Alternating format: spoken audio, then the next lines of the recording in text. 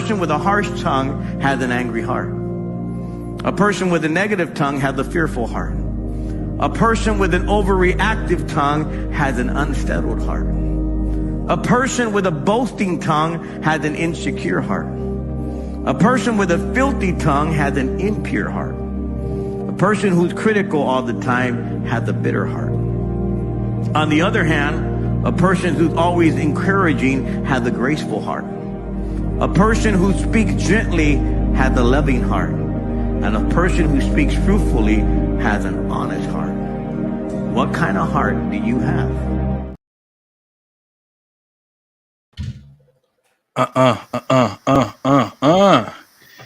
Yeah, that's how we doing, bro. That's I how like we it. I like it.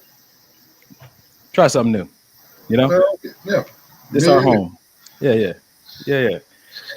Ladies and gentlemen, welcome to another episode of Maybe This Will Help the Podcast, giving you that relationship talk you can relate to, as my brother Kerry says, the good and the bad and the alimony. So it's about time. We're about to get into these wonderful 2 hours. It's been a great experience. Go ahead and get your favorite snack, as we say, your favorite drink. Tag one of your friends. Let them know we're about to get this show started. We love to chat with you guys. So jump in the chat if you got something of value to say. We are live right now. Tino, what's popping? Good evening. We're live right now on YouTube and live on Facebook. Brother Michael, is there anything you want to say to people? Greet the folks tonight? No. No, not at all. Mike said he's not here for it. Nope. Not here for it. Well, if Mike seems a little stressed tonight, is he gotta doing.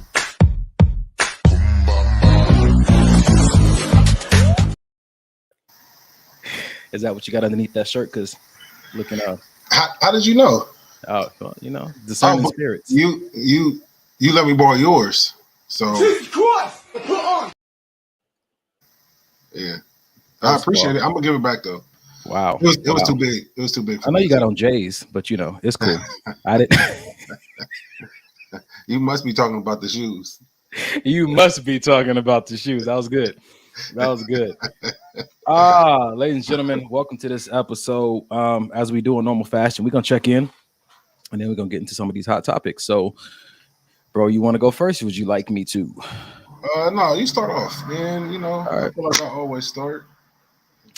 Well, I'm checking in. Life is good, man. I told you, I think I've been telling you guys recently that I fell into this real, and I say fail because I feel like I don't know how I got here, but this real stable place, emotionally stable, mentally stable. It's like this clarity, especially since I came back from Oklahoma with moms.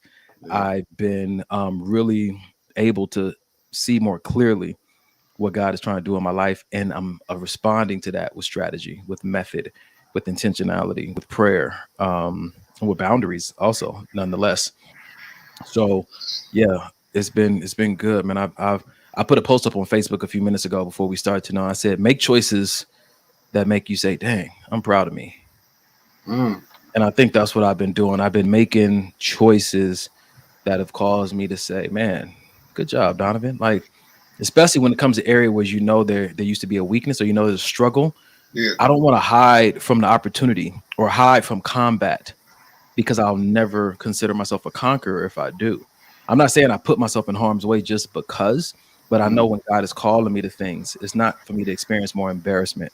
It's for me to see the conqueror and see the victor that I am. And so just recently, just making better choices with my time, making better choices around boundaries, making better choices as it comes to social engagements, even just getting rest, overcoming certain temptations. And I've been able to say multiple times, man, Don, I'm proud of you. I'm proud of me. That was good. That was good, man. We see the evidence of the change that's happening, and God is doing that change through strategically placed people in my life. And so I can't take all the credit. I give the credit to my community. Oh, you're welcome. Oh, no, you better believe it. I told you, man, you and Jay's, you inspired me as a man, nonetheless, especially as a father that I want to be. Go ahead and start to cry now. But I told you and Jay's relationship also inspires me. I know I wanted to be married since I was a kid. And so to see how you have, man, just to see your matriculation and evolution from the time that I met you to where you are now in this engagement, it's inspiring, but it's also adding to a blueprint that I have for myself. I'm able to see this firsthand, because we've had conversations about, hey, I don't think I asked my mom, like, did my dad propose to you? Like, or I was asking like one of my other friends, like, I don't think I didn't see my grandfather propose to my grandmother. I'm like, man, like, I don't, how do you even set up for something like that? And so just being in your life, bro, has been an impact more than you understand with the wisdom you have from your previous marriages, but also see how you're advancing and taking initiative and being the man in this one. I'm learning from you, man. I'm gleaning off of the choices that you're making, bro. And yeah, it's inspiring, man. So I love you and I appreciate you. I appreciate that, man. I appreciate that big time. Of course, it's, you know, it's always, you know, I try to go through life, not just my relationship I'm in, but I try to go through life these days, at least the older I get, as more of a student than a teacher. You know what I mean? And just always trying to learn more about myself, learn more about my friends, my family, my partner, my son. And you know, I feel like when you That's good. take the time out to be a student, it makes you a better teacher. Let me tell you why that works for me. Because in class, you can't cheat off the teacher's paper. Right. You cheat off the best student's paper. So I'm happy that you're a student because I wouldn't be able to cheat off your paper otherwise. So thank you for being a student. That's so fine. I'm moving my seat. Damn it. Dang, son. That's cool.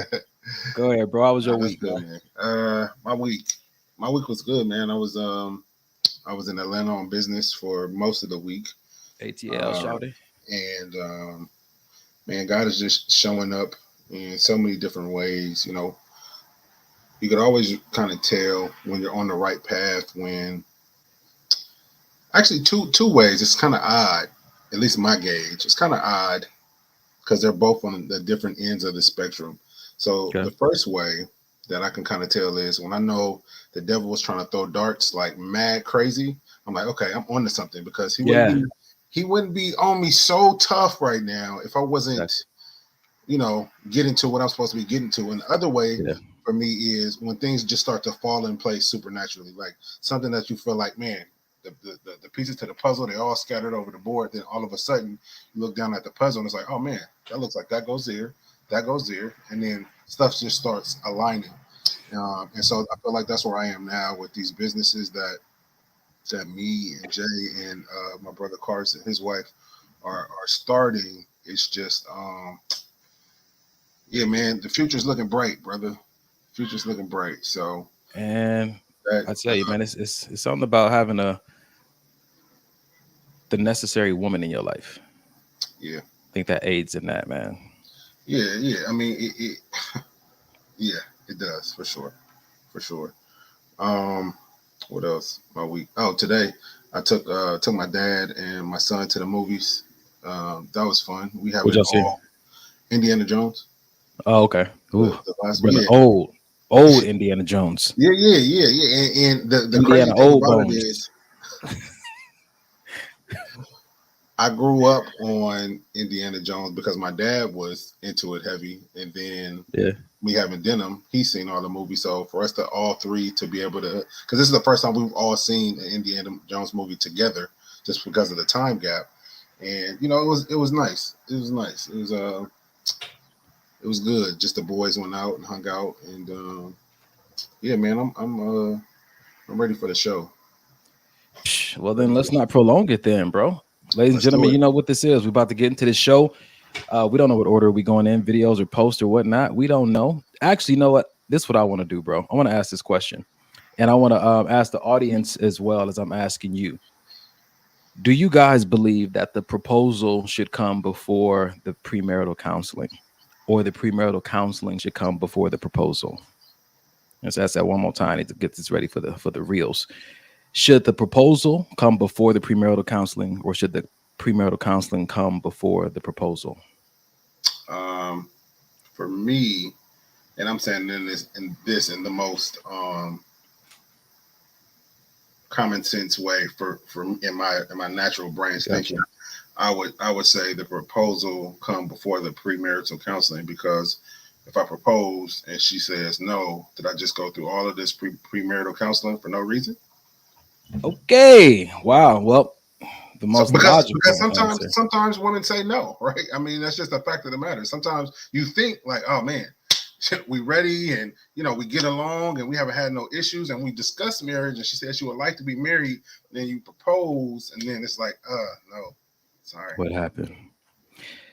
So I asked one of my homeboys. He said proposal first because it shows that you're ready to be married, then marriage counseling. He says, better yet, proposal confirms the idea that you are ready to be married. He said, actually, you know what, man, that's beautiful. He said, let me put it this way. Proposal is to confirm to her that you want to be married. Counseling is a confirmation for you both that you want to be married to each other. Yeah, I like that. I like what Dr. December said too. Proposal first. I need to know you're serious. That seems to be the consensus. December was popping. I went to high school with her, man. It's good to see you. Oh, nice. Monique said definitely after the proposal, and then Aisha said the same thing. Proposal first. But Tina said counseling first. So see this. So I'm gonna tell you where I was at before I asked this question. I've been asking people recently because it's been coming up a lot. I was more on the side of premarital counseling first and then proposal. But the more people I asked that I trusted, they were like, no, like proposal first. You had your hand raised. You felt that way too? Because I have a question. Because it's not a devil's advocate to what you said. It's more of a question. So we're not mixing up premarital counseling with relationship counseling, or because I believe that if you're in a relationship, get some relationship counseling. But I believe premarital is before the marriage. So if there's talk of marriage, that means there's been an acceptance of we're going to get married. So now before we actually do, let's get this counseling. Anything I feel like before the proposal is relationship counseling. Got it. To me. Yeah, that makes perfect sense.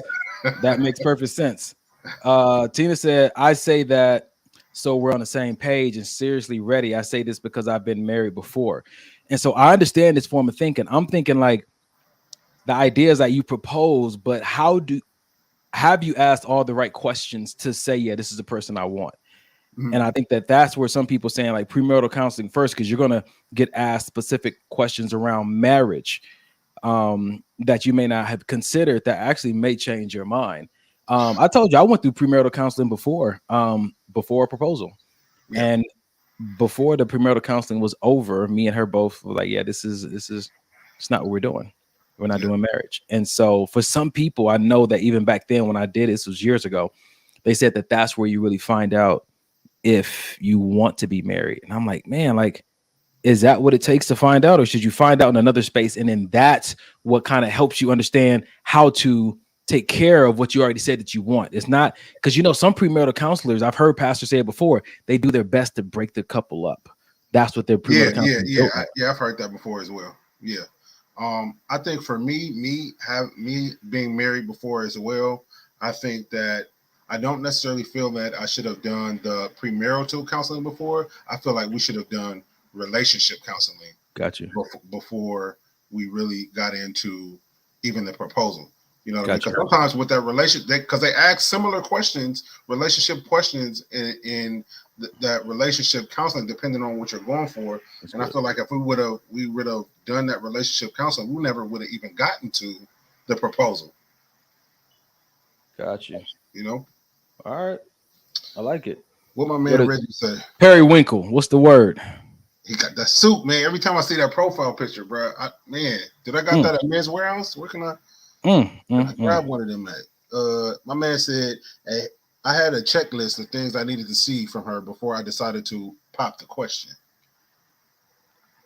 And I don't think that's wrong. A lot of people sometimes hear that word checklist and it kind of rubs people the wrong way, but I think you should. I think that you should have your standards, your red flags, your boundaries, and, and then even if it's an actual list, it's some things, my brother Donnie calls them non-negotiables. You should know what your non-negotiables are.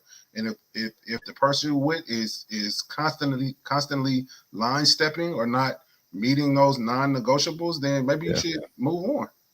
This is gonna be an interesting night, bro. Interesting night because I have some things in store for us that kind of Oh Lord. It's like let devil's advocates left and right on a lot of the things we're talking about. But let's start here, man. You sent this over earlier.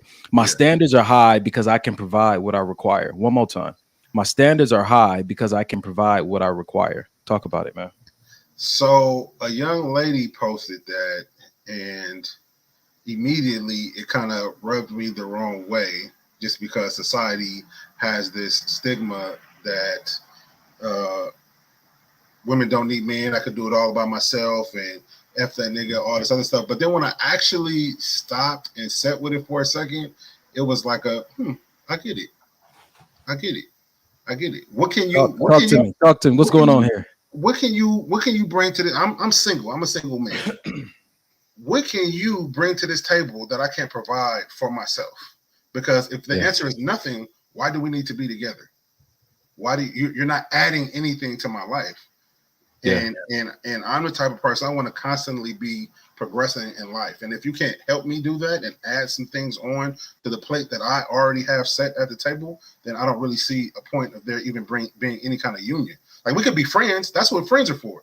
Like, not all my friends add all this great stuff. I have friends just because I've known you for a while. We may have been through a lot, yada, yada, yada. There's a friend, so you can stay in that category. But if you're going to be my woman, if we're going to be together, if we're going to be married, you need to be bringing something that's going to add value to my life and to my existence. That was the conversation we had last week. What is it that you want to give me or get from me that we can't do in a friendship arena? Like, why do we need to be more than friends? You know, so that's good, man. So I have a question about this. Maybe a little devil's advocate. My standards are high because I can provide what I require. What if what you're providing that you require that is what if what you're providing isn't actually what you need in return? What if you actually need something different than what you're providing? Because what you're giving is probably from your strengths, but you probably need somebody to pour into your weaknesses. So your standards are. That's good. You understand what I'm saying? Yep, that's good. What you think about that? No, I like it. I think that's a legit question because, if I'm just looking at my own relationship, I feel like the areas I'm weak in, she's not. You know what I mean? So it allows me to step back and kind of see things from her vantage point, or she can offer information or guidance in this, or you know what I mean? Like, for instance, my temper gets kind of crazy. She's exact opposite. You know what I mean? So in times where, I want to go to 10, it's like, you know what I mean? She, like I said, she'll either put a hand on the knee or we'll talk about it or whatever the case may be. But yeah, I definitely agree in the fact that I don't even say most times you need somebody that is not, I wouldn't say polar opposite, but I say somebody like you just said, somebody that's able to pour into your weaknesses as opposed to your strengths that you already have. So in essence, okay, go ahead. No, what you was gonna say. So in essence, you can't provide what you're requiring.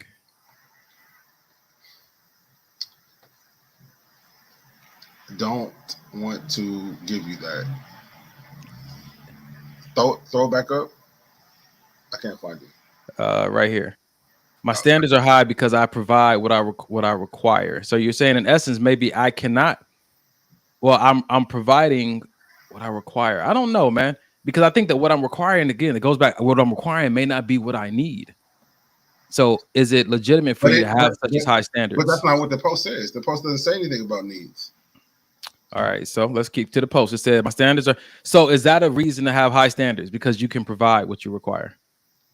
Because your standards are based on what you believe the value of what you can provide. What if that's not what the person needs? I got you.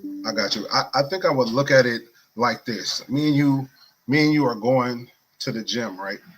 And I say, hey, Donnie, come work out with me. And no, let's flip it. Donnie, you have me come work out with you. And you're in the gym and you put up, 350 on the bar. And you're like, okay, I need you to spot me. And I'm looking at you and I try to go and grab the bar and I can't because I'm too weak. Do you need me? You need somebody that's stronger than me. So you can lift it. You can lift it off the bar. You know what I'm saying? So you can do it, but why would you bring me onto your team as your workout partner if I'm not strong enough, or if I can't do more? If I can't, I got you. Let me lift it off. So we're talking about effort, not exact actions. My standards are high because the degree of effort I require from you, I also give. Yeah, effort. I think it's also Because it's not effort means I'm not being specific. Like, I provide patience and protection. Right. And my standards are high because that's what I provide. And so that's what I require from you, patience and protection. It could be that. It could be tangible. It could be gotcha. I'm making $150,000 a year. You're making $35,000 a year. Yeah.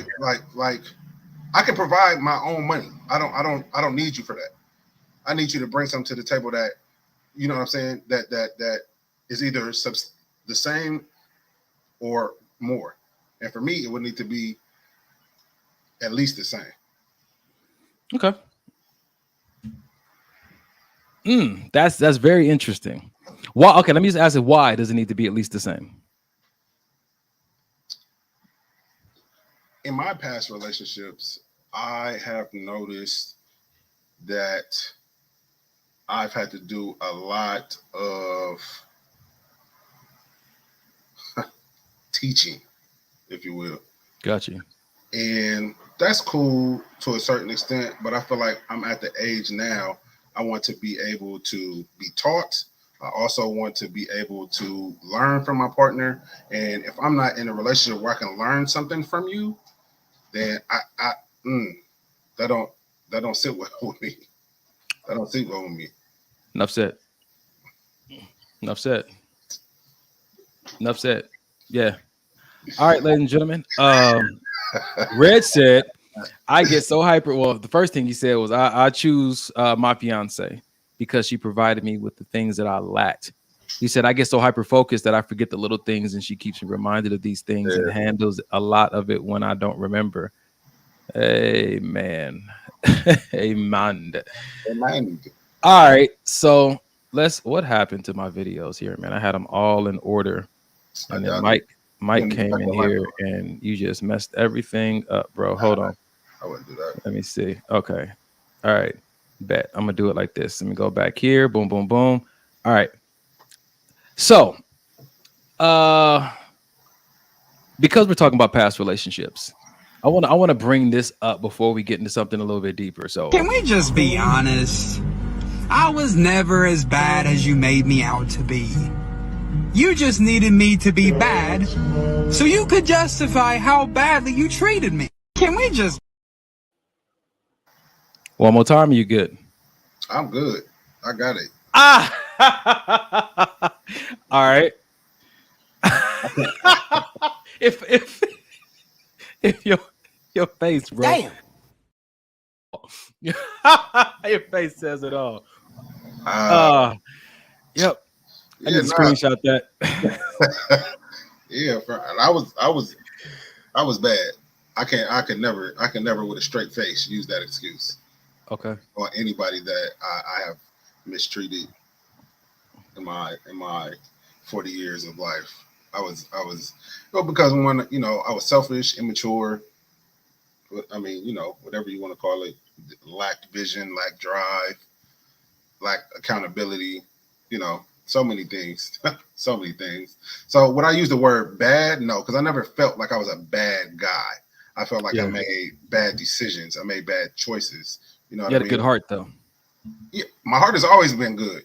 Amen. My heart has always been good. Amen. You know what I mean? Mm-hmm. It just should have been better to partners that I've been with in the past. Let me ask you a question, though, because people often say with things that didn't work out in past relationships, I did the best I could with what I had at that time. How do you feel about that statement? You feel like it's a cop-out, or is it the reality of the fact that everybody was doing the best they could at that moment based on whatever they were carrying? Trauma, generational curses, effort, or is that a cop-out? That's really good. That's really good, because that's really good, actually. And I think that everybody can't say that. I feel like some people legit can't say that. Like, look, this is how it's all. My uncle was like this. My daddy was like this. My brothers are like this. This is how I was raised to be. You know what I mean? And I'm sorry you got this short end of the stick. That kind of thing. I can kind of get that. But A nigga that knows he's going into a relationship, knows he's gonna cheat, knows he's gonna, I just want my cake and eat it too. Nah, you can't. So you wasn't even trying to do your best. Yeah.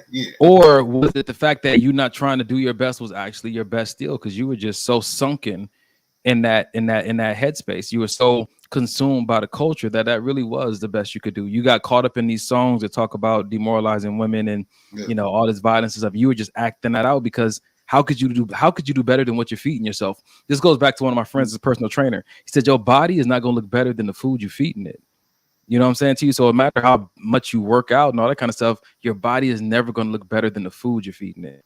And you're never going to look better in a relationship than the content you're feeding your heart and your mind. This is why God says meditate on my word day and night. This is why we have the word of God as a tool to mold us, because whatever you're feeding yourself is going to show up in the places where you've been called, right? And if you're in a relationship with someone, he got the big devil's advocate right there. I'm ready for it. Go for it. What you got? I think that for the most part that can apply, but then I also feel like at the end of the day, we have free will. We have choice to do whatever, and we know what's right. And I'm talking about people. I'm not gonna say we know like everybody is just on the same page, but we have people that know the difference between what's right and what's wrong. And you know what I mean? Do they though? And okay, let's just talk about pastors. You know what I mean? Let's talk about legit pastors that, you know what I mean, Bible told them. Love God, legit love God, legit. I'm not talking about the little fake ones out there. I'm talking about legit love God that and fall short. Yeah, and they fall short. They cheat on their wife, or you know what I mean, whatever the case may be. Would you then say the same? I don't want to call it excuse, but the same reasoning for someone like that. Same justification. Yeah, justification for someone like that. You know, my guy. Yeah, you know, because you feel convicted.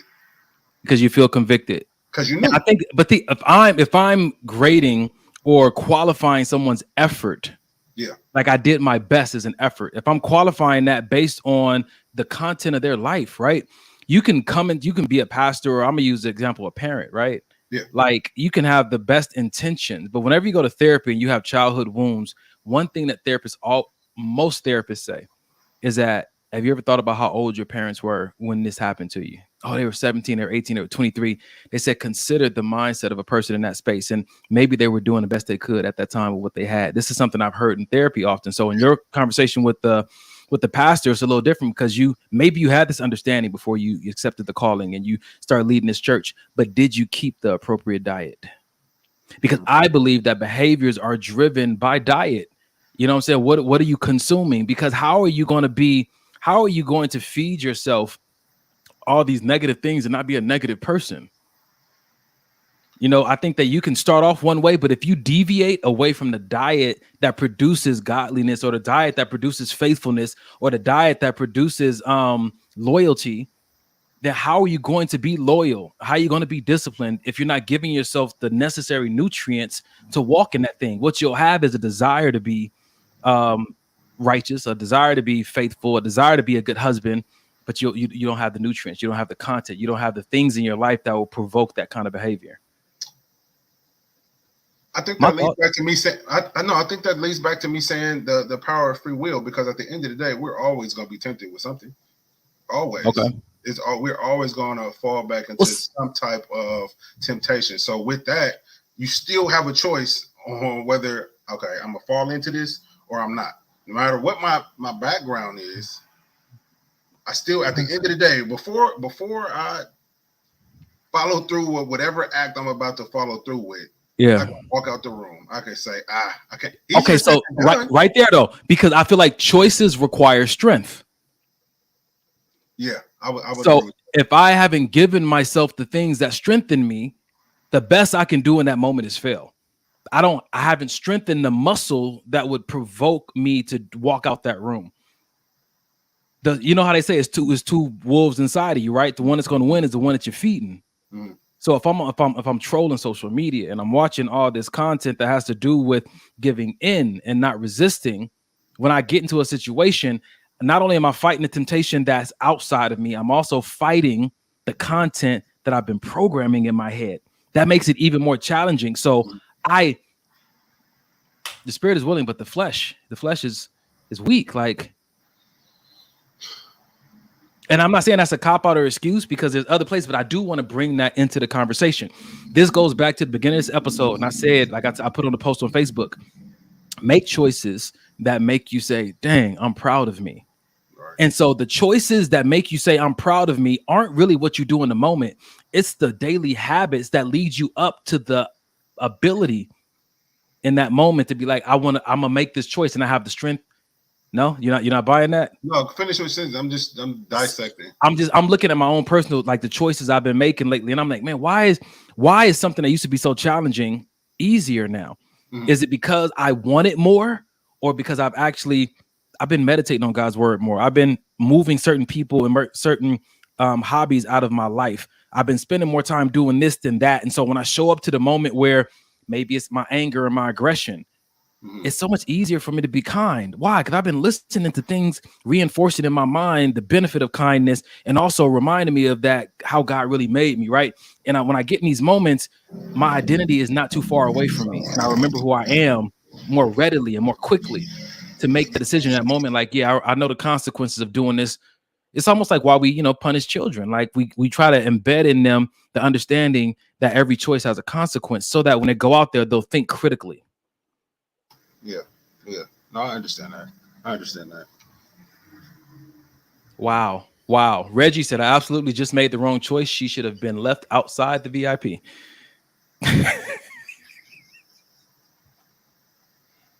Jesus. Did you invite Reggie on the show? That's your friend. I mean, sheesh. Wow. So, like I said, tonight's gonna be a lot of like back and forth with. I like it. So check this out, though. We're talking about trying to make better choices, right? And I mean, I don't know if somebody's ever apologized to you, and has anybody ever apologized to you and said, "Yo, Mike, I did the best I could in that moment with what I had." No. If they haven't, if they did ask you that, would you accept that? Me now, yeah, I accept a lot of bullshit these days. God. Why is it BS though? Why? Oh man, I'm just saying. So, yeah, whatever you say, player. Whatever you say. No, but seriously though, I like I've been saying the last couple shows, I'm just at a place to where I'm just trying to be overly understanding of everything. You know what I mean? Is that from a place of grace or just a place of fed up? No, not fed up. Just grace, because I know I've been in situations and still find myself in situations where I need grace, want grace. Like all of this stuff is important. God gives us grace daily. We fuck up daily, at least once. You know what I mean? And I feel like, you know what I mean? Everybody should be. I feel like everybody should extend that same grace to everybody. And I fall short sometimes. I'm not gonna lie to you, but I think overall, my viewpoint of everything, like I said, it may have been on the show. Me and Janae were watching something a few weeks ago, and I first watching this like, oh yeah, that's messed up. Well, I wouldn't deal with that. But then I had to think about like, well, we don't really know why he did what he did. I don't know if he cheated or something happened.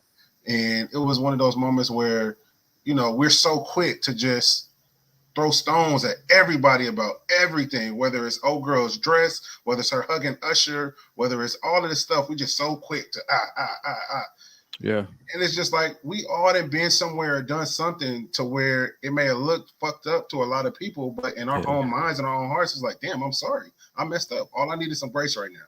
Yeah, man. I was I did a video on YouTube a while ago, and it was talking about amnesia. I said judgment usually occurs because we are presently operating from amnesia. We forgot where we came from. We forgot what we used to do. And I'm not saying everybody ain't been a stripper, right? Everybody ain't had abortions. Everybody ain't had, but you've done some things contrary to who you know your best self to be. Yeah. And I think that when we forget where God has brought us from, where we forget the choices we used to make on a regular basis, you know what I'm saying? Everybody's falling short. And so those are great opportunities to look at and consider where somebody is and have a little grace and empathy and maybe try to put yourself in their shoes. And so it doesn't come off as judgment. It comes off as like, yo, I can relate. And when you give encouragement from a place of relatability, It's something healing and comforting about that versus when you stand on this podium and you are kind of talking down at people. You can say the same exact words, but it's felt totally different versus when you come on their level, because it's a humbling to just like, man, I want to tell you something. I used to be there, and let me tell you how I got here. Yeah. I want that for you versus, you shouldn't be doing that and you out of pocket, and like it's just a different energy that you're operating from. So I agree. So how about this, man? When it comes down to like, we're talking about like how to make your better choices. Everyone was worried about you, you know. You can't just disappear. You really hurt a lot of people. Sometimes you need to take responsibility for your own happiness. You don't think that's a little selfish? I don't know what to tell you. I'm happy for the first time in my life, and I'm not going to feel bad about it. It takes a long time to realize how truly miserable you are, and even longer to see that it doesn't have to be that way. Only after you give up everything can you begin to find a way to be happy. Everyone was worried about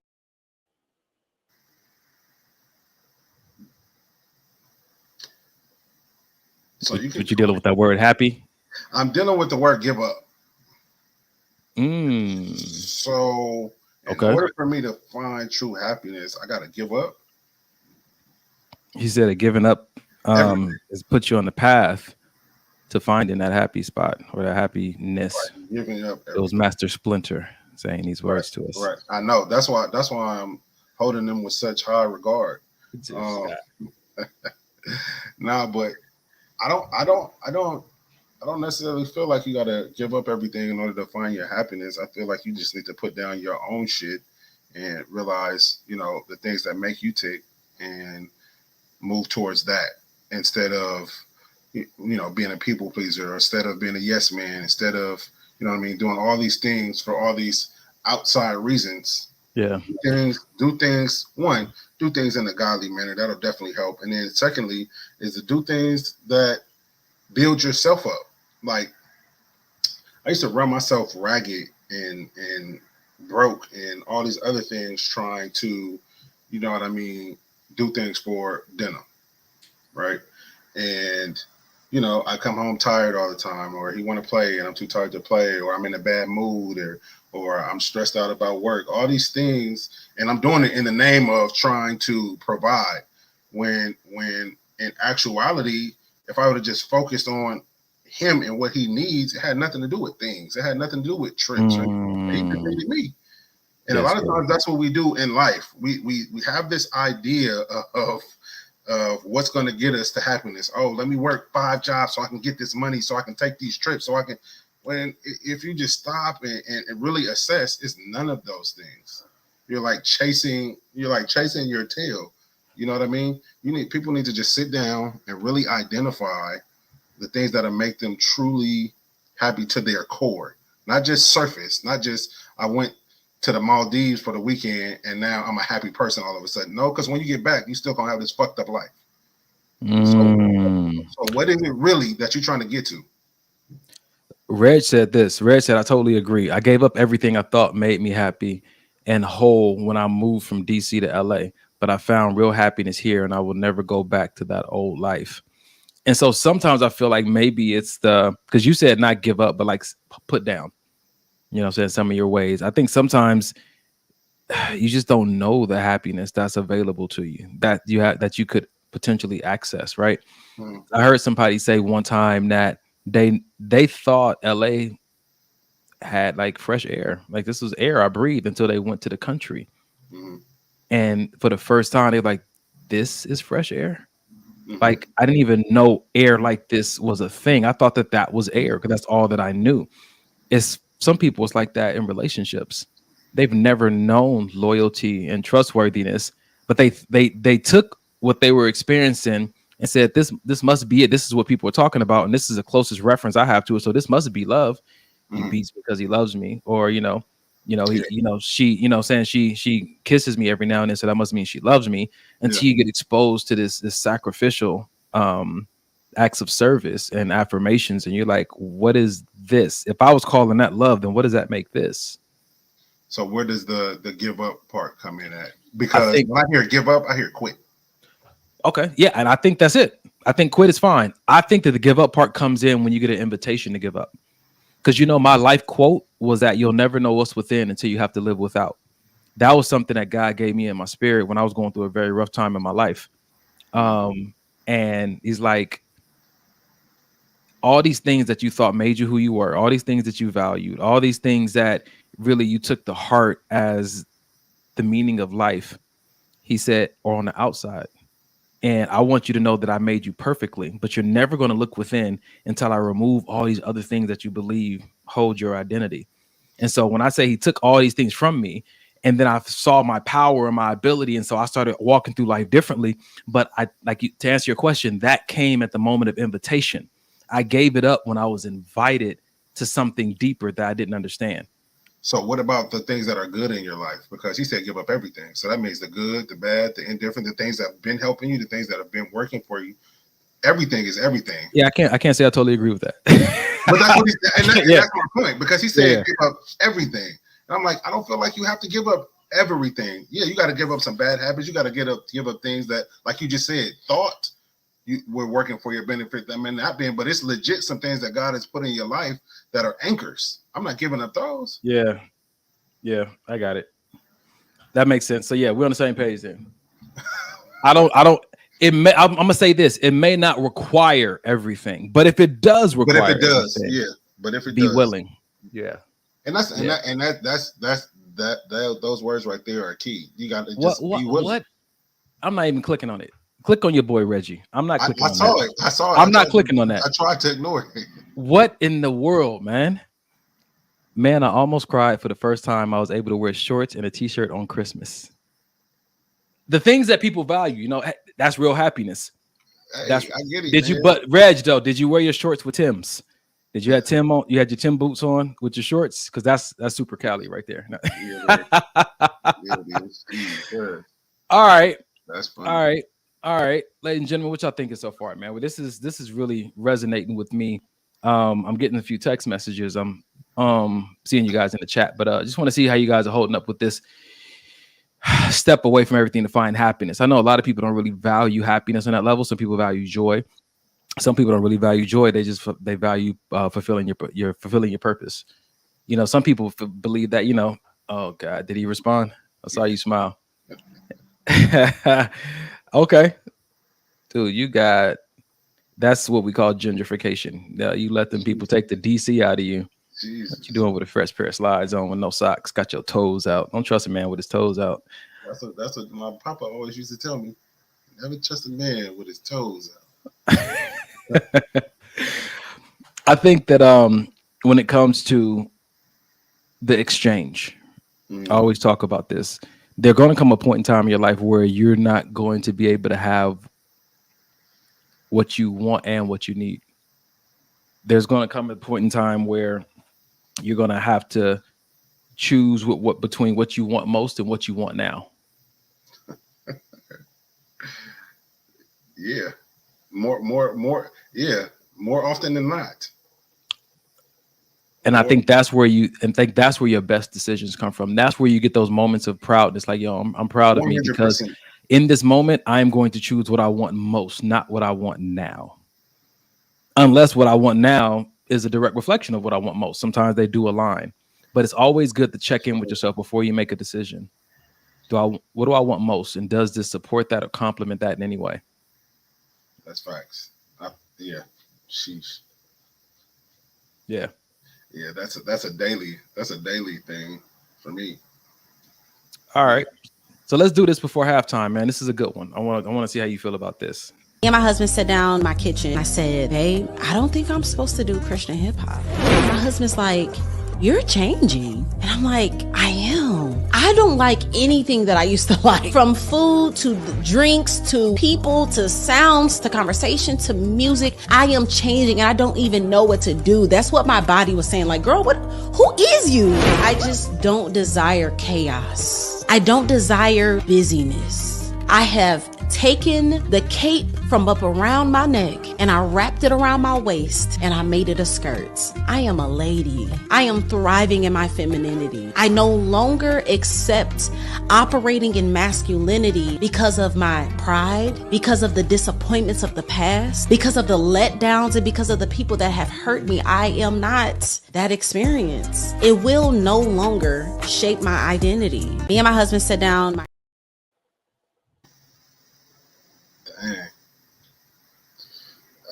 That's rare that I actually hear a woman say those words. That's damn. When I heard that, I'm gonna give you the question that came to me. The question was, can you imagine yourself 5 years from now with Jay thinking about how different you're going to be?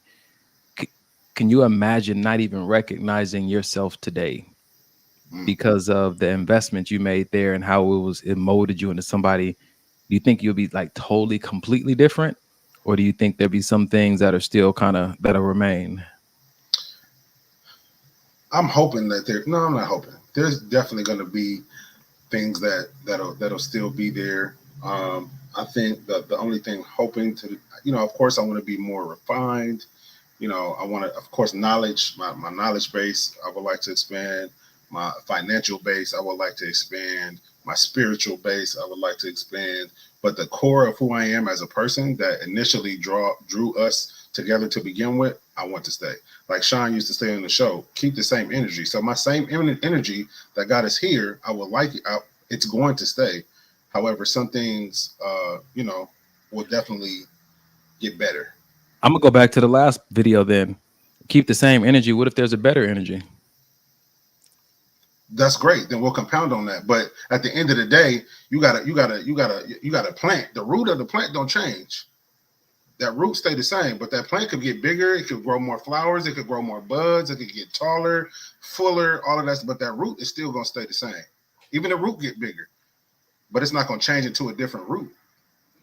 Got you. I'm thinking about, like, I had this conversation. I think we had it 2 weeks ago. We're talking about how, everybody's having these spiritual awakenings, and they're getting these life coaches, and they're coming to know themselves, right? Yeah. And their whole life is shifted by this. It's like, yo, this is who I am. This is what I value.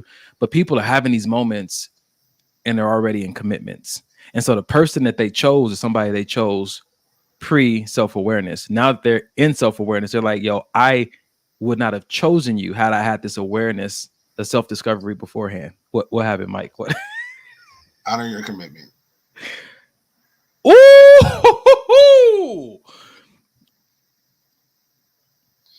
Because we see all the time, these couples that get together and they, like you just said, even, you know what I mean? Now that I've awakened myself and I see, you know what I mean, who I really am, and maybe you're not it, then grow to love the person. Start all over again with that same person. Let's start anew. Now we can have a different conversation about the things that I need, the things that I want, and then hopefully you'll be open to those and we can meet somewhere in the middle. But it's not it's not you. Bye. I got to go find what I need now. So Mike said that the person you are now self-aware of has no integrity to keep the commitment, to keep the commitment that you previously made. Like, do I owe my past life and past choices anything when I become a new person? Jeez, that's wild. That's wild. I owe you guys. I'm new. I ain't even the same. Don't call me by that name. I don't know you. You was married to Lisa. I'm Deborah now. It's right. I identify as Deborah. God changed people in the Bible's name all the time. I'm a new person. Right. I'm just like that. Jeez. Oh man. I like what Ali said. She said, well, not that I like it, but I have a question for you.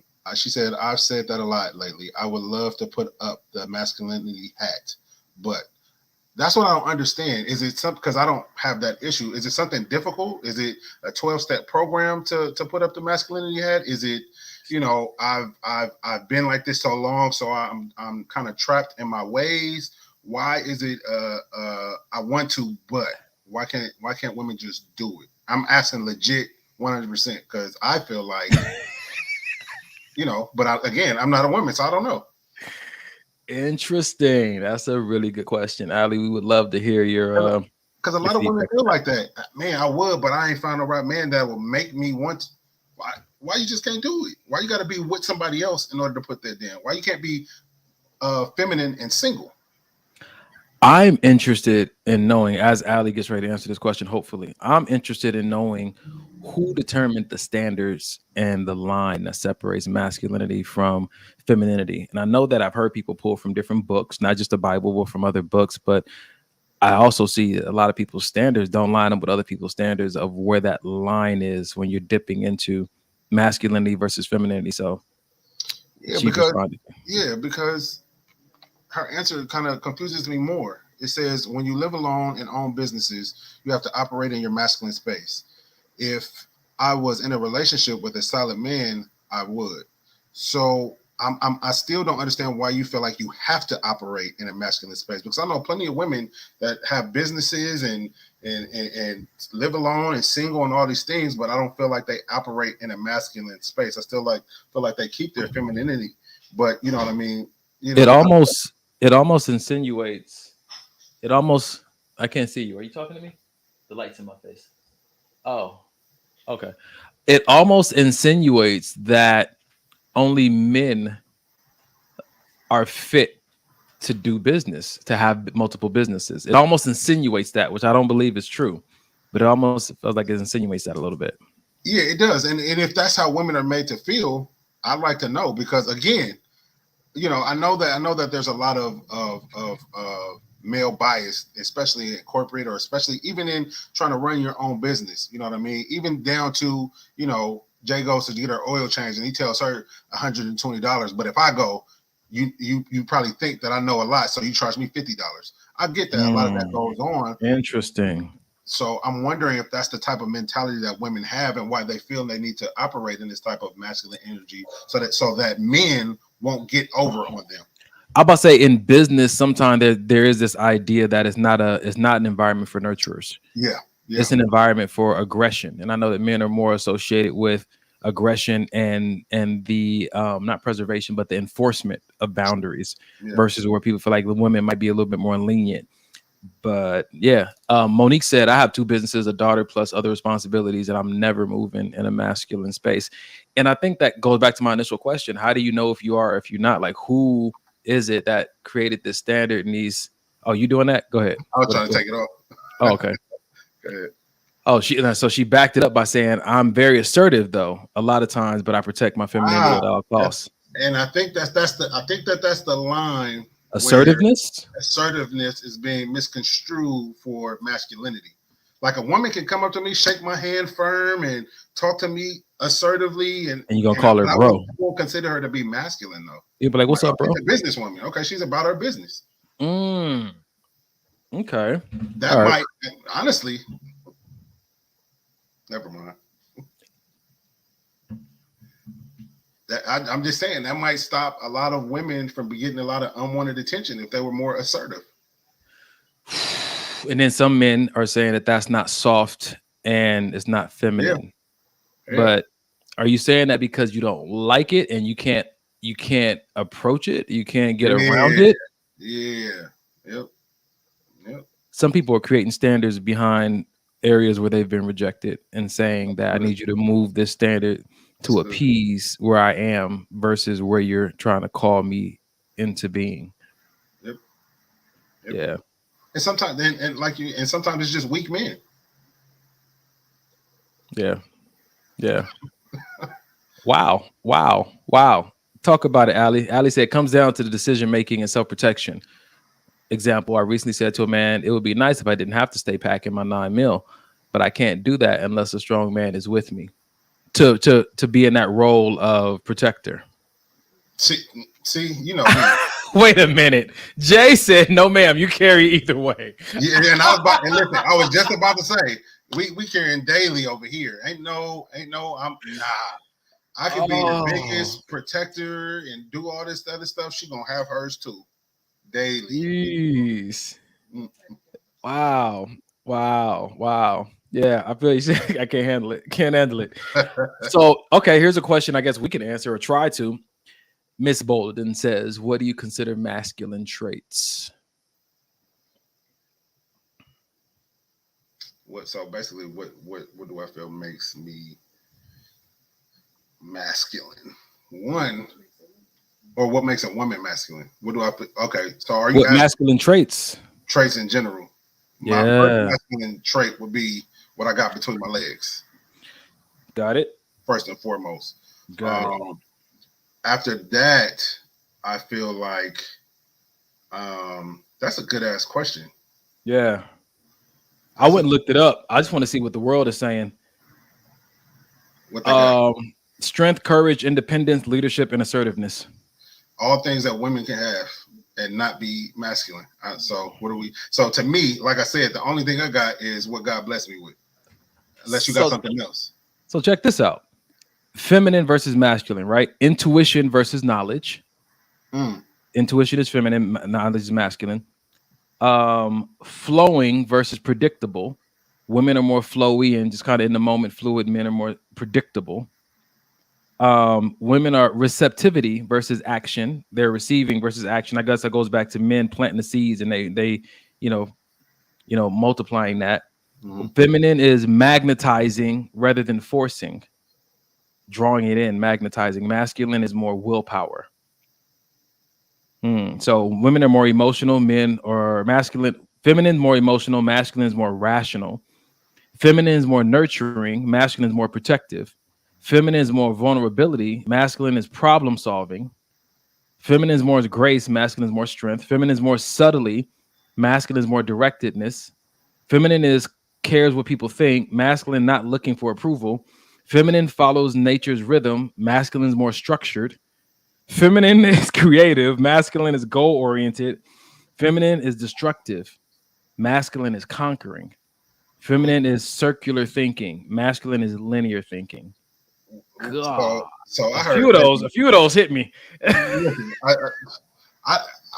can't say that I agree with all of them. Maybe a few, maybe, but a lot of that was I don't necessarily agree with all of those. I mean, it sounds good, but again, we have to go back to who's deciding this. Who wrote this? Who wrote this? Some guy, some psychologist, like it's all relative. I feel like we all have all of those qualities we all have within us, male and female. Man, all right. I think in that I just identified where, man, I was just having a conversation with my mom and my auntie just about the one that said, let me give you the perfect example. The one that said women are more flowing and no, not flowing. Which one was it? Problem solving, directed, structure. Okay. Women are more follows nature's rhythm and men are more structured. And I was having a conversation with my mom about how structured and organized my father was and how women want a structured man to lead the house and they raise the children, but they'll necessarily want a structured man to date them. They want a man that's more fluid when they, kind of want to just like, what you want to do, baby? Where you want to go? Even if they don't know, they never know. But they want a man to kind of be arm in arm with you in his flow and have a sense of structure with him, but not force it on you. And I said, make that make sense to me. She's like, it doesn't, and it's not going to. And I said, Lord, that's why you need Jesus. Walk with me, Lord, walk with me. I like what Monique said right here. She said, the crazy thing about this is that when you're working with a single fam home, until the other individual is present, we have to operate in all. That's 100% facts. When Whoa. Single father. Yeah, that's have you had to operate in your feminine just to hold the household down? Yes, 100%. I had to be the nurturer, the all come here, and then I had to be the just get up and do it. I had to be both. Okay, so this supports what you said, that both parties, male and female, are both capable. 100%. But where would they rather reside? Where would you rather reside? Would you want to remain the nurturer? If and I'm not saying that you have to choose between the two, but if it came down to a situation and you had either be a nurturer or be a protector right now, what would be your natural bend? Natural bend would be the protector. 100%. 100%. If it came down to a situation with you and Denim and Jay, and you had to be more emotional or more rational, what's your natural bend? I don't know. These days, I feel like I'm emotional. I'm about to say, because now you're dealing with your lady. Yeah, and my son, both very emotional parts. So of a my child life. and a woman. So is it that you want to be able to reach them where they are? Because I feel like when women say that it's all in a delivery, I feel like maybe this is what they're talking about. Can you emotionally, can you communicate this to me through emotion and rationale? Can you be emotional? Can you be emotionally rational when you talk to me? And that's funny. It sounds crazy, but yes. Can you be nurturing, protective when we have this conversation? 100%. Can you protect me with nurture while we're going out on this date tonight? 100%. I feel like might be onto something. No, 100%. I feel like you are 100% onto something, and I feel like it's not anything that just automatically comes. I feel like you need it. It takes you to be completely aware of yourself in the moment. How I respond or how I don't respond. How I do this or how I don't do this has to be aware of me being in both those spaces at the same time. Because growing up, when you're taught that masculine is strong and masculine doesn't cry and masculine, just takes it on the chest and just keeps going and rubs some dirt on it and keep going, and all of this other stuff that you're taught. But I feel like a lot of that is BS. I feel like a lot of it is BS. Like if we go back to that, even like Janae said, the media decides everything, unfortunately. So whatever is being propagated is kind of like what we're feeding off of. And again, this goes back to what we said before. Your diet, your body ain't gonna look better than your diet. Your behavior ain't gonna look better than the content you're consuming on a day-to-day basis. So where are you getting your information from? Yeah. I like what Elise said. What up, lady? Man, she's funny. Some of the things I post on my stories, her comments, we have really good conversations. She said it comes down to women not being covered, so they do what is necessary to cover themselves. And so if this goes back to the initial I guess design, if you subscribe to the Bible or if you just subscribe to religion in any sorts, you'll see that in many religions the man's role was to cover the woman. Mm-hmm. Some people may argue it's God's role to cover the woman. So I don't know, but I kind of agree with what she was saying. Like when you don't, like, it's almost like a child who doesn't have a sufficient or efficient parent, then they have to start parenting themselves. So they're operating in adulthood, missing out on their childhood. And that shows up when they become adults because they didn't enjoy the fullness or get the full development they needed as a child because they was forced into adulthood and responsibility early. Yeah. I think I agree. Yeah, to it. You hit the nail on the head when you said it was going to be a lot of devil's advocates tonight. Yeah, bro. That back and forth tonight is crazy. Yeah, so I agree with that to an extent, but I also think like with me and Janae, as far as the guns are concerned, yeah, I could handle the family with a firearm by myself, but I still want her to know how to be able to do it. You know what I mean? So it's not about I get wanting to be covered, but I want you to be able to cover yourself if I'm not here or if I'm not around or if I got to go on a business trip for 3 months. So what you're doing right now, Mike, is you're operating from the rational mind. The man's rational mind is not trying to leave a woman helpless, is not trying to abandon her and not be her protector, not be her covering. But the rational mind says there may come a moment when I'm not here and I still want what I care about to be protected. So let me implant within her the tools needed to self-protect in the case that I'm not there. I feel like I'm also operating emotionally because if anything were to ever happen to you and I didn't prepare you, I would feel terrible. You're emotionally rational.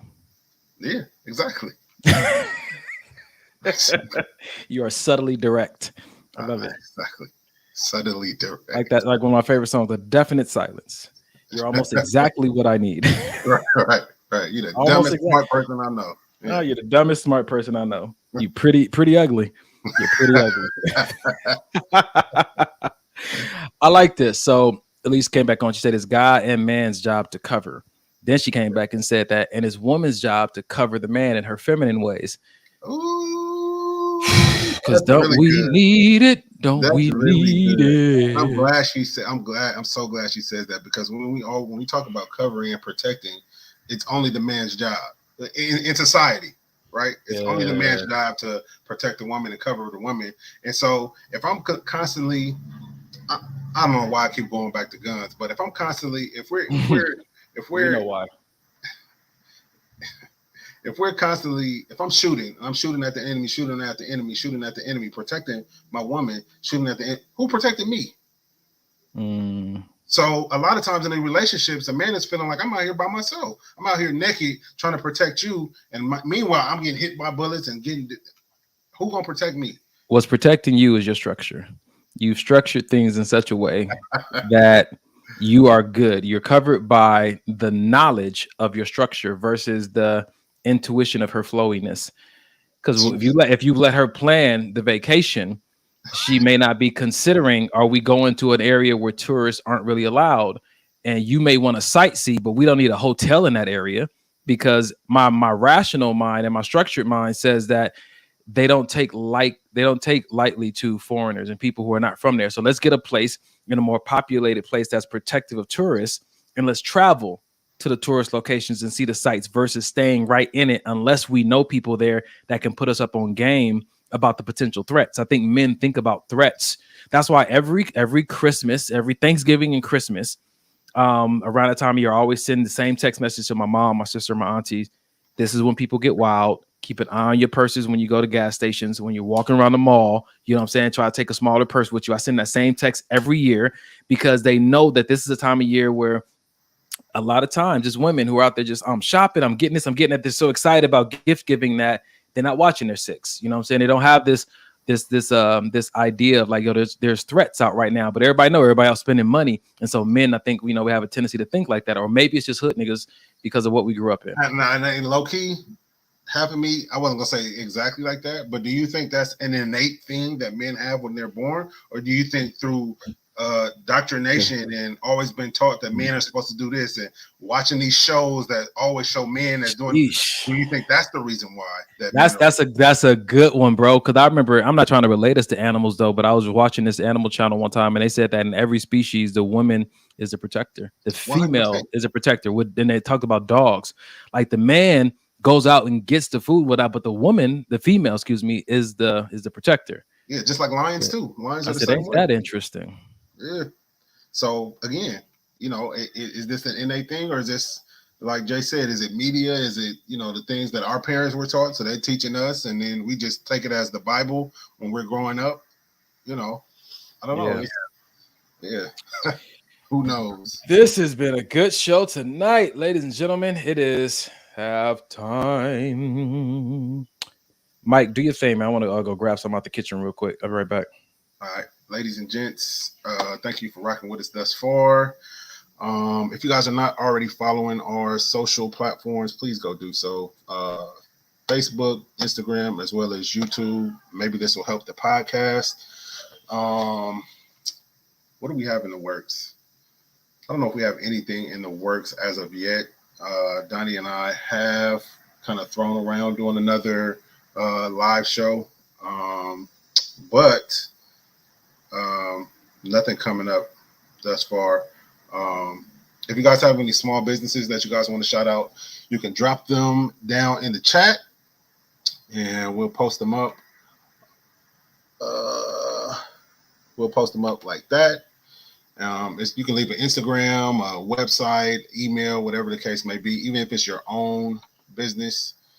We always like to shout out small businesses here on the show. Also, at this time, if you guys would like to, well, Donnie's back. He can do this part. I see you, bro. Let me add him on. He can't hear me. There we go. I was about to go into the part about favorite parts of the show and money, because I think that Cash App is. If we're not on next week, then y'all know. Listen, ladies and gentlemen, you heard the man. Time to pass the offering tray. Go to our Cash App. Hit us up, man. $5, $10. We appreciate it. Again, we're self-sustained, or we're our own angel donor. I forgot what you call it, because I'm so hungry right now. I'm about to eat. But help us. Tuna, apple, what you got? No, I got dynamite shrimp from California Fish Grill. It's really good. I know you don't like seafood. Don't make me put a fly on the screen just so y'all can send us some money. Just give you the super sad face. Help. No, for real though, run our Cash App up, man. Maybe this will help the podcast. Maybe this will help. $, maybe this will help. If you don't have that, Mike, you still check the Gmail, right? Maybe this will help podcast at Gmail. Sure do. All right, cool. Run it if you can, man. Anything helps. We appreciate it. So we can stay online and continue to give you guys this fire content. Venmo. So yeah, we'll again go to Maybe This Will Help Podcast, not the podcast. Maybe This Will Help Podcast at Gmail, and we'll shoot that over to you. I'm gonna get them screenshots up, QR code, hopefully for the Venmo and everything. We should have that by next week. That's smart. We'll definitely and just have them all up there. But then if they're watching on their phone, they can't take a picture of it. So we'll just get the names together too. Yeah. Yep. Have it all. Yeah. Have it all. Yep. All right. About to start the second half of the show. Put your favorite part of the show in the chat. Let us know what's been impacting you the most. And we're about to continue for the next 42 minutes. Dun, dun, dun, dun. My goodness. That's so good. All right. What, bro? No, I'll save it for our after show. All right, cool. Mike usually wait till after show to eat, man. I had legs today at the gym, and I only had one meal today, and so I was getting a little shaky. Literally. All right. Oh, all right. Check this out. From your tribe, the nation of Israel, one nation but 12 tribes. While you are befriending the person, settle the matter of religion. Religion plays a crucial role in marriage. Discuss. This man is a Christian, but he doesn't believe in tithing. So you're going to have problems after marriage. It's not from your tribe. This lady is a born-again Christian, but she must always tie pneumonia scarf, cocoa sack garments. You have tried to change her. It's so bad that by the time you get married to her, while you are making love to her, she'll be saying, my scarf, oh my scarf, where is my scarf? Don't push nothing under the carpet in the name of let's get married. Love is blind, but marriage is the eye opener.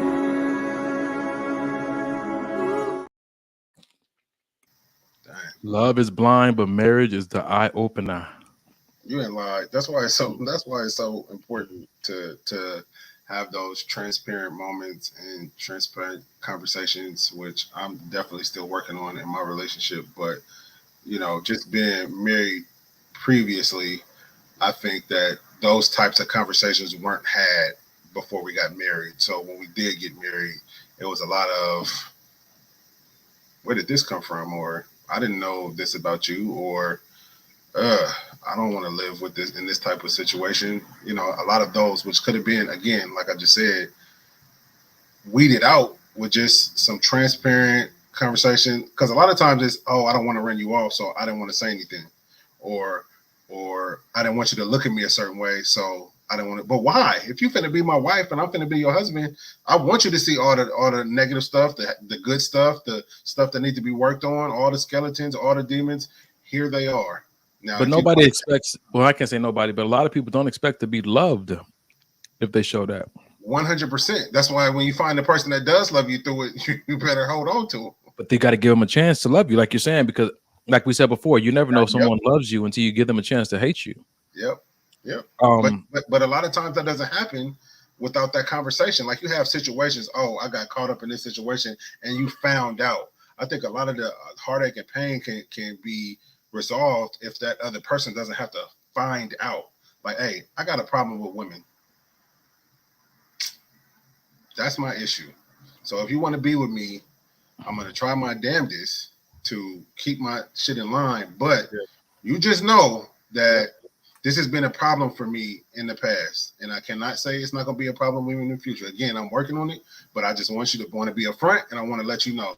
That way, if you see something in your phone, or that way, if you out and she sees an interaction that she may feel appropriate, he told me, let's have another talk so I can discuss with him like, hey, blah, blah, blah.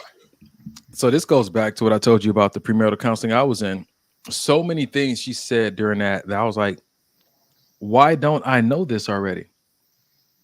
Like you've been saying this and doing that, but now we're in front of these strangers and you're telling them things that I've asked you this specific question before. Yeah. And I'm like, yo, who am I with? It's like it's crazy things that I thought she was thoroughly enjoying that we would do together. It's like, I really don't like. I'm like, I'm falling in love with who then?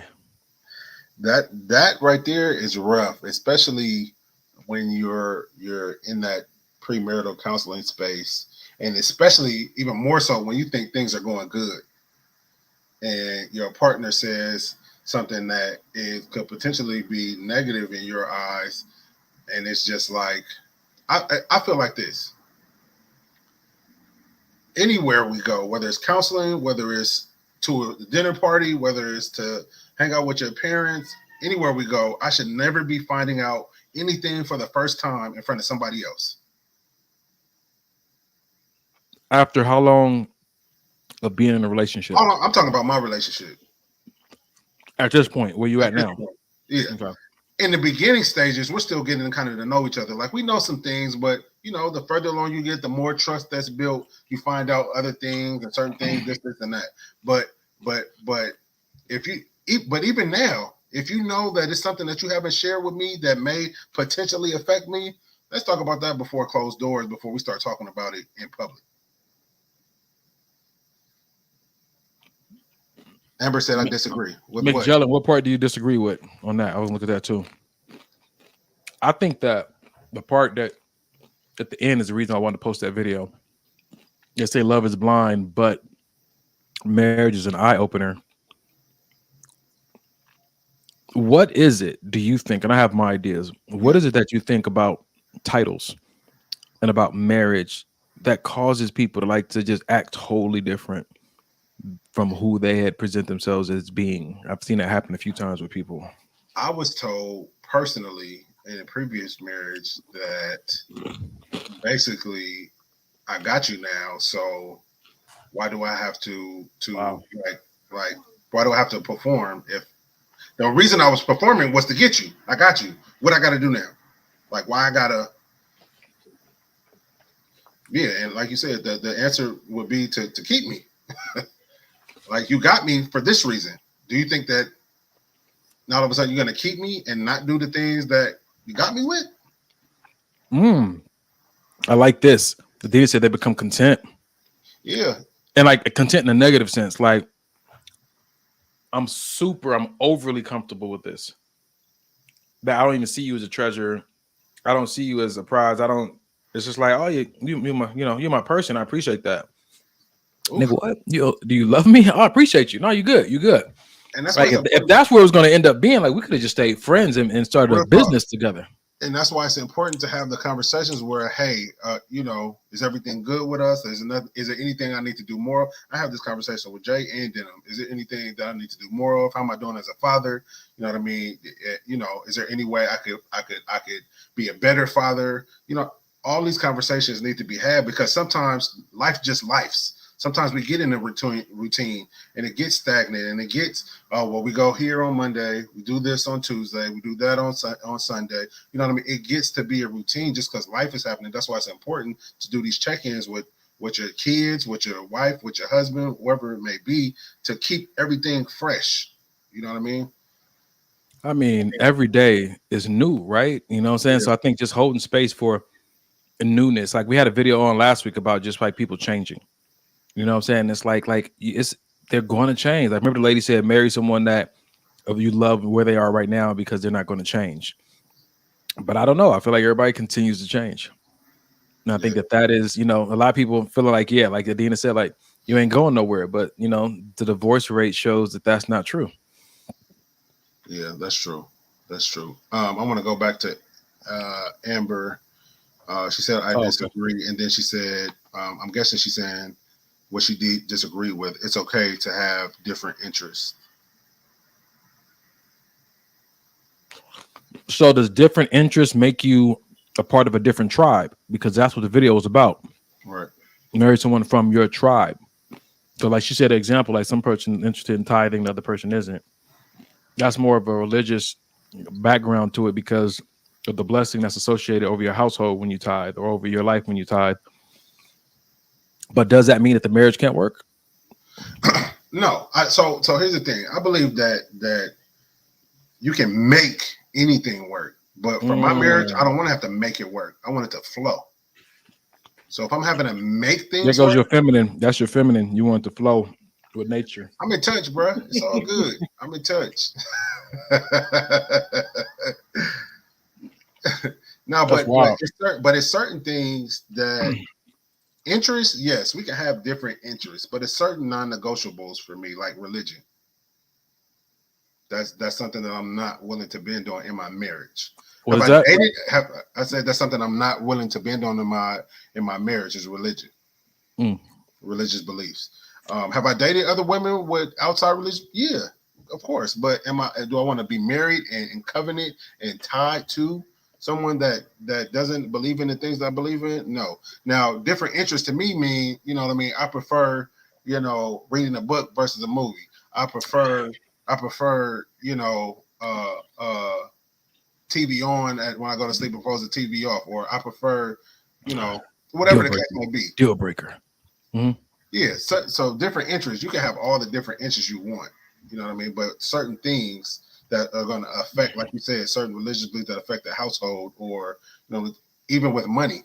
Because she may be, I get paid every Friday, so I'm gonna know I can spend all my money because I'm gonna get paid every Friday. Well, no, that's not how I want to take care of my money. Our money at that point. Marriage is not gonna work. Certain things is just non-negotiable, but interest, yeah, I definitely agree. It's okay to have different. Interesting. It's so interesting, man. It's like my auntie told me earlier today. She said 2 things God doesn't get involved in: it's your relationship and your relationship with who you're going to marry, and your relationship with Him. Like He doesn't get involved in like you trying to come to Him or something to that degree. And I've heard that multiple times. And we had a really good conversation about what the purpose of prayer was. But I bring that up just to simply say, like, I think Amber said it right here. God is growing all of us, and it makes me think about how we don't know how different this person is going to be in a year or two. Facts. And so if that's the case, then what are you really marrying? And for me, I think that the thing that I want to marry is obedience. I want to marry God's will. I want to marry God's word. I want to marry God's heart's desire. Because if I marry that person and that's where my commitment lies, then the moment they change, I'm going to be questioning if I should stay committed. And I think the one time I had opportunity to share the book that I wrote before the I Do in South Africa. And I did this entire sermon on commit to the commitment.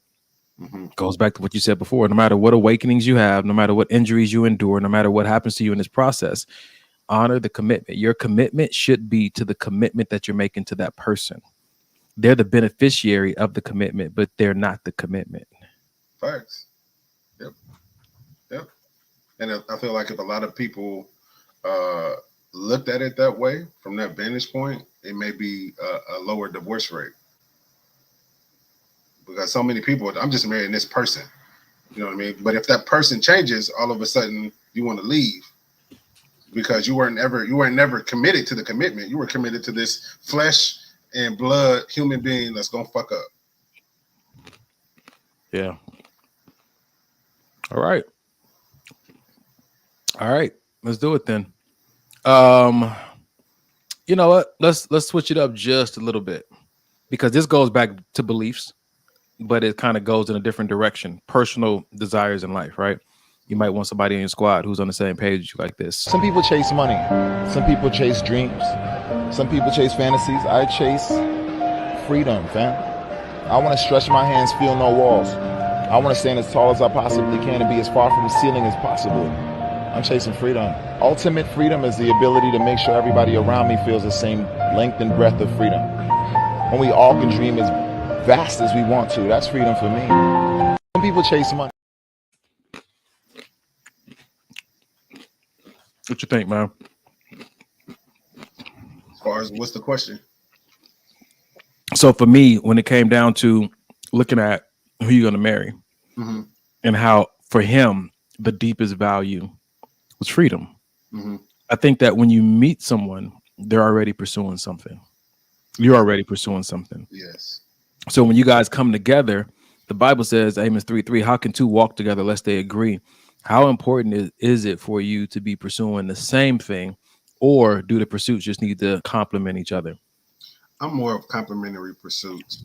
You know what I mean? Because for me, I may be, my pursuit may be, growing my business and really getting out there and getting my brand out there and just, investing in myself and investing in my business and yada, yada, yada. And then I meet somebody else. Her thing may be education. I want to get as many degrees as possible and just have this, masters and doctorates and all of these things, not necessarily for business, just to grow smarter and so I can become whatever.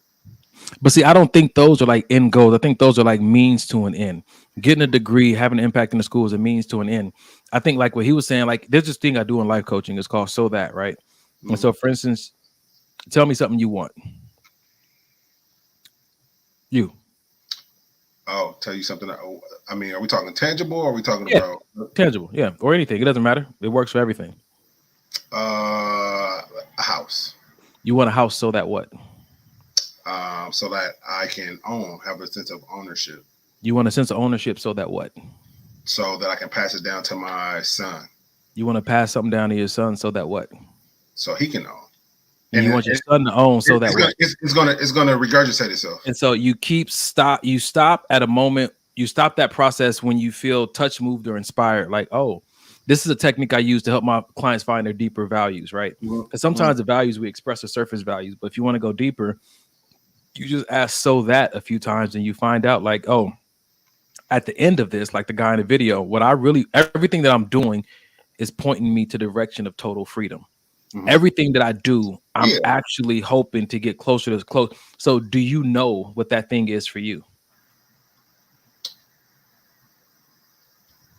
Listening to what he said, I definitely say it's freedom because even financially, even growing a business, even going to school, even, all these other things, it's so that I won't have, the government on my neck trying to pay bills or having to deal with anything. I could be able to move the way I want to move. And all of that to me stems back to a sense of freedom. I can go when I feel like going. I can come when I feel like coming. Pause. But no, not pause though. Kind of. Freedom, brother. We talk about freedom. All right, man.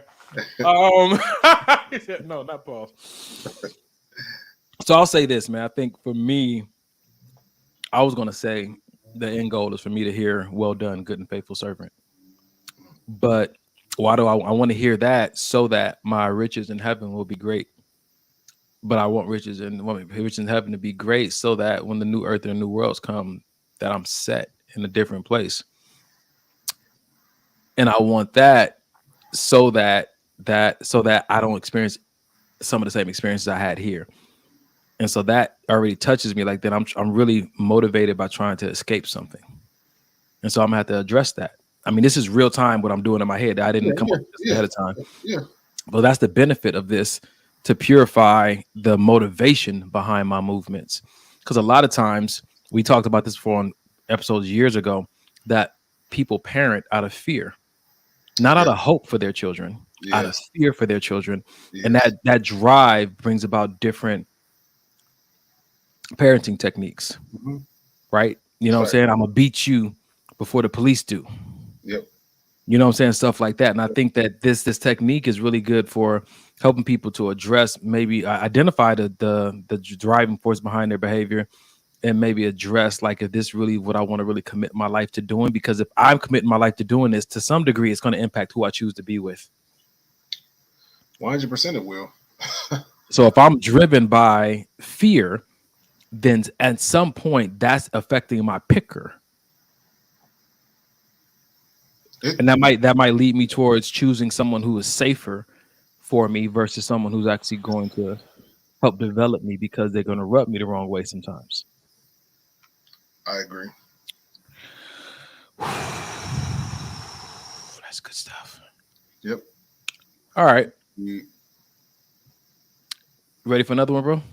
Yeah, I'm just going through the comments. Yeah. You see anything?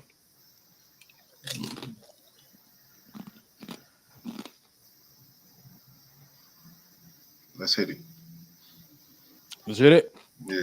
All right, here we go, ladies and gentlemen. One of the things about triggers, bro, is like when you've experienced trauma, you're going to be triggered forever. It's how you respond to your triggers that reflects where you are on your healing journey. You feel me? Because like when you cut deep by so it's like when we talk about healing, a lot of time like it's a popular saying to come healed. All right, for y'all that believe that, if somebody lied to your like healing even down to the physical is not a linear journey, bro. Like if y'all watch sports at all, listen to who could have been sitting out for a whole year just trying to get his ankle together. He come back, first game, drop 40. Next game, he get hurt in warm-ups and he out for another 2 seasons. You feel me? That's how healing work in heartbreak. You really might have think you done the work because you haven't run into the part of you where the work still need to be done. You feel me? Like don't shame yourself. Don't feel like you're not still worthy of love and worthy of, you feel me? It's just that when you really doing the work and you self-aware, you understand it's always something to be done. And what needs to happen when you still under construction, you just need to make sure your boundaries set up in such a way that the person across from you not affected by the work that you're doing.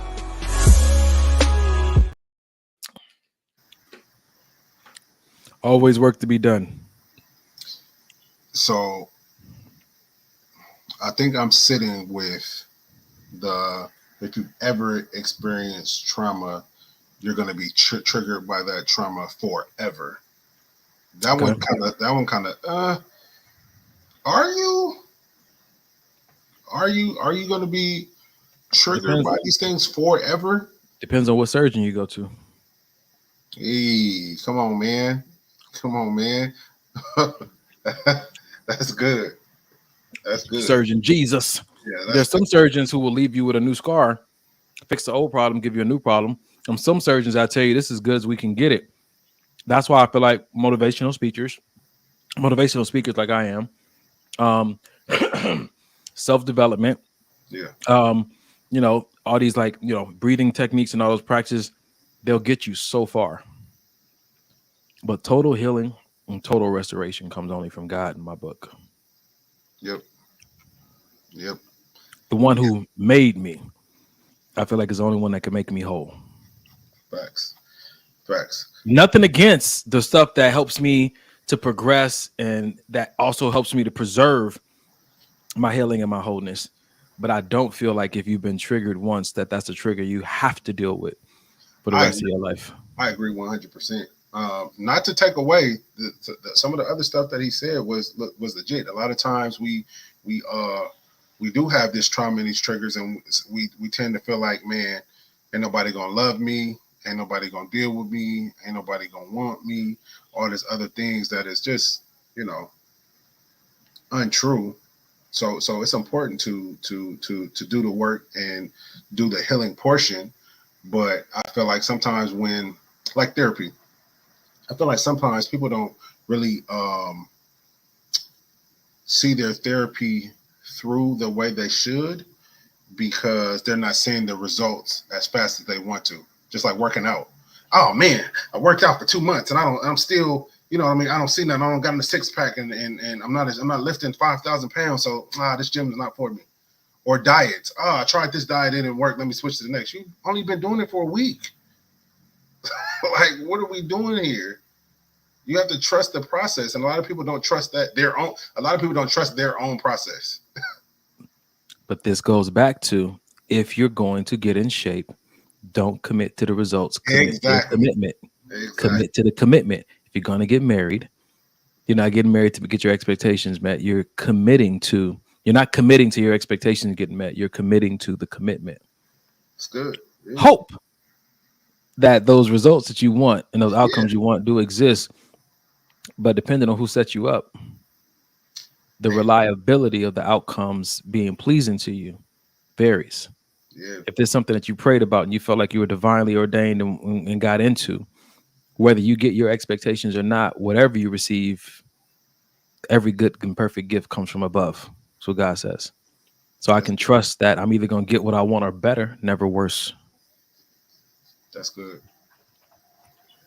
Yeah, man. I'm done. I stopped putting lettuce on my burger for that reason. That salad did not help me lose weight. What makes it a salad? Because it's my fact. son says that. Can you get my burger with no salad on it? It's just lettuce, my guy. It's not salad on your burger. Red. But is it? Nah. It's not a salad. Because lettuce don't really serve no purpose anyway, unless it's like spinach or you know what I mean, something with some real. Lettuce is mostly water, which is good for you, but I don't think it has the digestive benefits as other actual vegetables. I'm not doing this with you. Dr. Bolden says the hard part about triggers is that at times you are unaware that you are still affected. Yeah. Sucks when you're caught off guard and you thought you were healed. 100%. I want to say it this way. What do you think healed means? Do healed and whole mean the same thing? I think that healed is an addressing of the actual issue, but wholeness is when it comes back into complete alignment with the rest of your system and the rest of your body.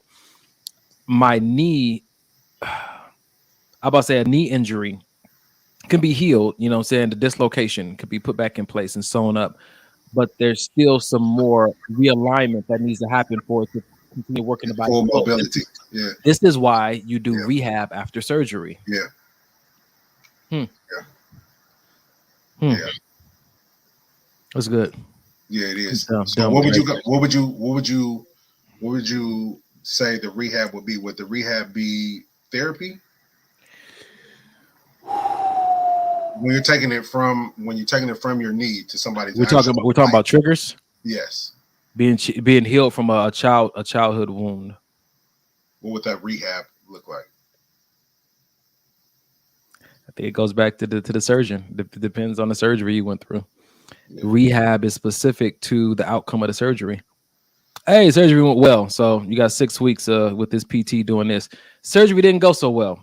You know, so you got four years, and it's never really going to be the same because we had to add a foreign object in there. Yeah, which could actually be like, you know, a false belief that a placebo. I can go down that rabbit hole, but I'm not going to. Yeah. For me, it always comes back to the surgeon, you know, who it is that you are allowing to do this healing. Because this go back to conversation me and my friend had about how some people are just really trying to get you hyped in your emotions, and emotions are like medication. You know what I'm saying? They can numb you from the pain. Mm-hmm. They can make you think you're healed, but you really just have a pain reliever in your system. Yeah. Right. And a pain reliever isn't a pain remover. The relief is that you temporarily, I'm going to numb you to what's actually happening inside of you, which is why they say the best way to get over somebody is to get under somebody else. It's a numbing mechanism. But once the numbing wears off, that pain comes back with a fierce fury. Yeah. Right. Yeah. Yeah. I like what Ali said. She said, heal to me is when you're no longer triggered. Whole is when you can move forward with a new person. Those things don't even come to mind. Wow. That is kind of profound, though. Yeah. Yeah. I like it. Ali, he's giving that some thought. That was good. Yeah, it was. Yeah, it was. What else you see in the chat? What's all this? Nope. Where is it? This.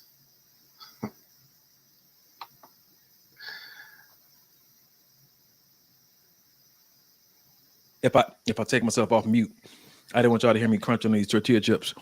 Too late. So Dr. Bolden said, but even after rehab, you can re-injure yourself. Mm-hmm. Are you ever really whole? My question is that a re-injury or a new injury? And a lot of times, since we're talking, I'm assuming in my mind, we're talking sports, but I'm assuming a lot of times these players get re-injured after an injury is because they went out too soon. You didn't give that thing enough time to really heal up the way it should have. And you thought, okay, I'm good. I'm not being triggered like I was before. And I feel good most of the day. So now I'm going to get out here and I'm going to try to date again. And no. I'm about to say, so tell me this then, Mike, what are some of the signs that you're ready to get back out there in the game? The game of dating and relationships. What are some signs that you should be able to see within yourself that says, yeah, you're ready for what may come your way? When you're ready to get back in, the best way I can think of it is blindly. You know what I mean? And I'm going to refer it back to sports. A lot of times guys get off these injuries and they don't play the same because they're nervous about this knee. So I'm not going to try to jump. I'm not going to try to dunk. I'm going to play hard, but it's always in the back of my mind. I might get hurt again. So I'm not going to give it my all. I'm going to kind of, but when you actually ready, you're going to get out there and you're going to run as hard as you can. You're going to jump. You're going to do the same move that ended up messing it up the last time, and you're not going to care. You're not going to think nothing about it. And for me, that's how it is with dating as well. I'm going to just get out there and date. I'm not going to say, oh, you kind of remind me of, or I'm not going to say, man, I'm not going to do this because this happened last. No, you're not going to do none of that. You're going to go with a fresh slate. Yeah. You're going to give it a shot. I'm going to keep the sports analogy. You have to be clear to get back in the game. Yeah. You got to be clear by, I guess, the physical therapist of the team. And he does that by observing you in practice. Mm-hmm. Practice. How you practice lets him know if you're ready to get back in the game. And I say, so what's the parallel to relationships? Any relationship hurt we've ever experienced always impacted our friendships as well. It impacted our family and our friendship because injury impacts every relationship. You can't have a relationship injury that's only specific to romantic relationships. I need an example. Okay. So for instance, if someone was unfaithful to you and that in a romantic relationship that broke your heart, you now have this sensitivity to, or this paranoia associated with people making commitments to you, or this sensitivity to people not keeping their word. And that shows up between you and your brothers, between you and your mom. You're ultra sensitive now to people doing what they said they were going to do, being in the places they said they were going to be in. Yeah. Right. And so how do you know you're ready to get back into the dating arena? Because you don't know if I'm gonna get back into the dating and it's going to be triggered again. Are you still triggered by that thing in your platonic relationships, in your familial relationships? Do you find yourself still struggling with trusting people in that arena? Because if you do, then that's a good evidence. Because remember, when you go out there and start dating, the foundation really is friendship. So you can look at the friendships you already have to identify if you're ready to start building anything more than a relationship with anybody else. Okay. Yeah, I see it. What we got here? Elise said, you rehab your emotional work, how you contributed, not blaming others for the failure you are a part of. And that was big. That was big for me because when me and my ex-wife first got divorced, you know, I never badmouthed her or shamed her, but even in my own mind, I blamed her. Like you were the reason why we didn't make it. You were the problem in the relationship. And it took me really having to mature to realize that even though she did some of those things, what part did you play in this? Could you have done this different? Could you have been more understanding? Could you have, you know what I mean, not done this or could have done this? You know what I mean? And I feel like that's when you really reach those levels of maturity in relationships, when you can do stuff like that. Because sometimes it's hard to turn that mirror around. We talk about it all the time. Turn that mirror around and be like, oh, it was you. You did have a part to play in that.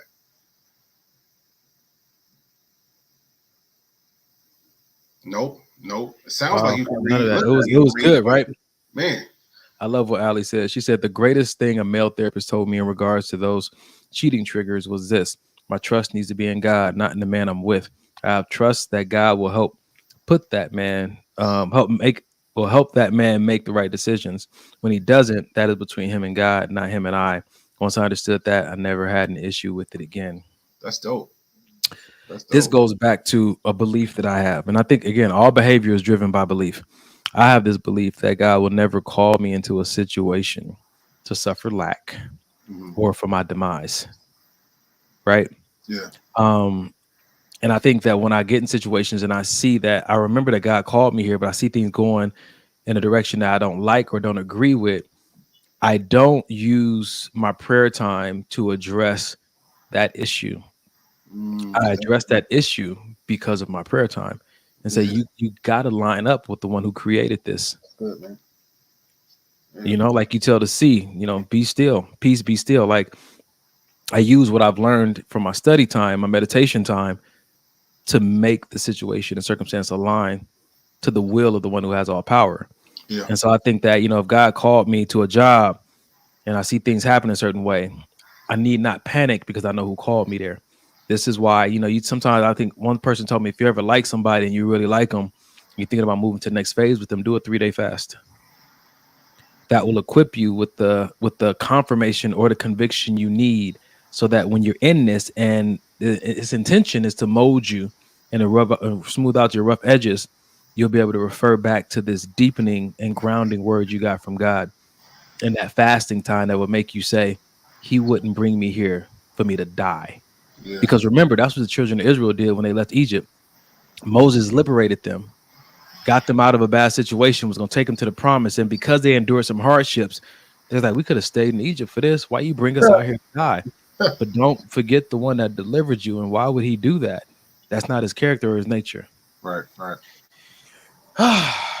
We got time for one more, bro? Of course. All right, let's end it on the same note then. Is like when people are traumatized, what they do is they fight with their partner to test how much they will fight for them back. So really, when women are fighting like that, they don't actually want to fight. They want to test your level of love and attachment to them. So what may have been happening is you might have been busy in your podcast. You might have been sat at home. Maybe she saw that you liked a picture of a girl. Maybe she saw something that triggered her. She's like, let me start a fight. And I'll start a fight, threaten to leave him. And if he begs me, then I feel good again. I can relax. But if he doesn't beg me, then I know he's a prick. It's a test. Behind the psychological reason would be she's been triggered into thinking that at some point you're going to abandon her. So she wants to abandon you before you can get there first and test your response. On a random Wednesday, that's going on a random Monday morning. It's like when people. I love that part, bro. On a random Wednesday, this comes up. That's wild. But I can see it, though. I can see it. Oh, I've been there. Yeah.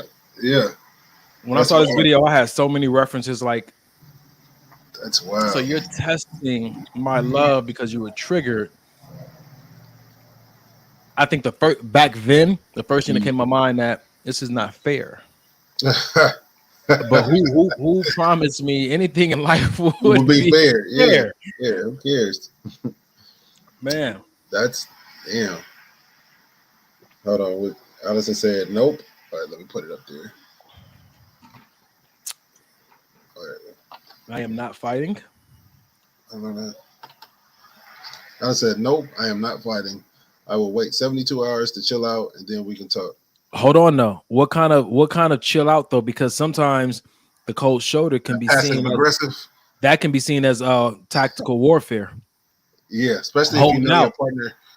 Especially if you know your partner is one of those people that let's fix it now. Let's fix it now. And so you're waiting your 72 to purposely fuck with them indirectly, or at least they might think so. But that's also part of the warfare. Yeah, man, that's rough. Not saying that you do that, Ali. Just not saying you do that, but how can that chill out? Has that chill out 72 hours ever backfired on you? When you were trying to give someone like, hey, you know what I'm saying? I'm gonna take 72 hours to figure this out. Has that ever backfired on you? Because it seems admirable, but you ever had somebody trigger your trigger and then your response to your trigger triggered their trigger? Yeah. Like you raised your voice at me and that triggered me because of my childhood, and I got defensive and cold towards you, which triggered how your mom was towards you at times, and we just double triggered each other. That sounds sexual. Yeah, very, very. I'm sorry.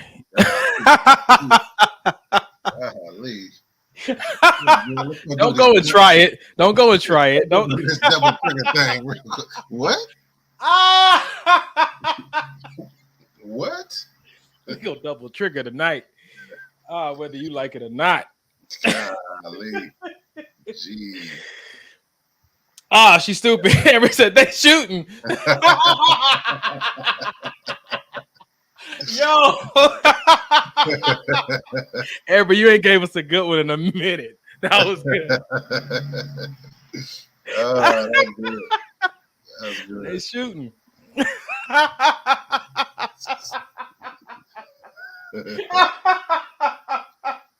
I like it, bro.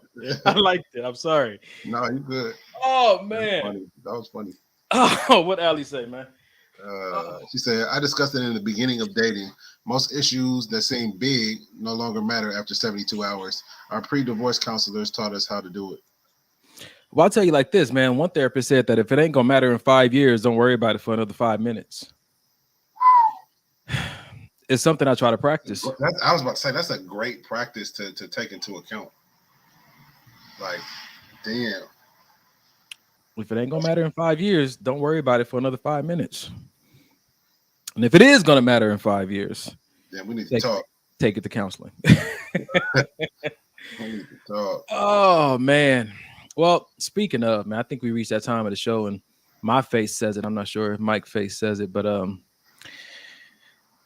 it's that time, ladies and gentlemen. Yes. At the end of every show, we like to give you guys a resource to a mental health. We have to give you guys a mental health resource. If, like we always say, if anything else on this show triggered you, or if it brought up certain things that have you in a certain emotional crisis right now, there's a number you can call.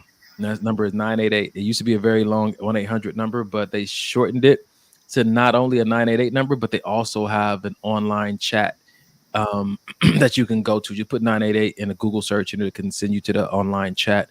I have a few friends who have used it. It's very reliable. They follow up with you and everything. So if you have a personal crisis or if you're having suicidal thoughts, you can call this number. If you know somebody else who does have these thoughts and you want to find the best way to support them, you can call this number to get help on how to approach them without making the situation worse. And that's something I like to highlight. Sometimes your help can hurt because it's uneducated. Yeah.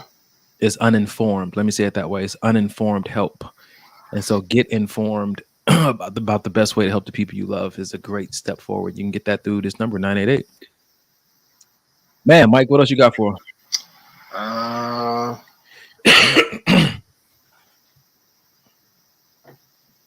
I don't got nothing for these folks, these yahoos. Man, all right. Who praying out what?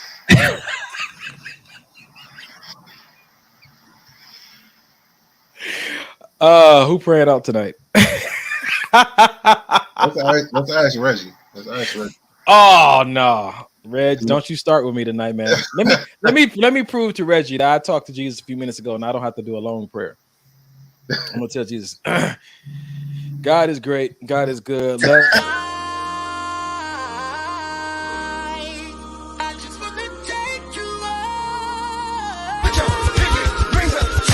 Don't forget the maybe, baby. All right, man. I'm gonna pray for real though. I'm gonna get us out of here. This nigga's wild. Oh man, wow. At least you coming for me. I will find you in the chat. I'm headed straight over to Instagram DM right now. No, but these. Brown skin popping out, do it. You pull the hood out me, I'll do it.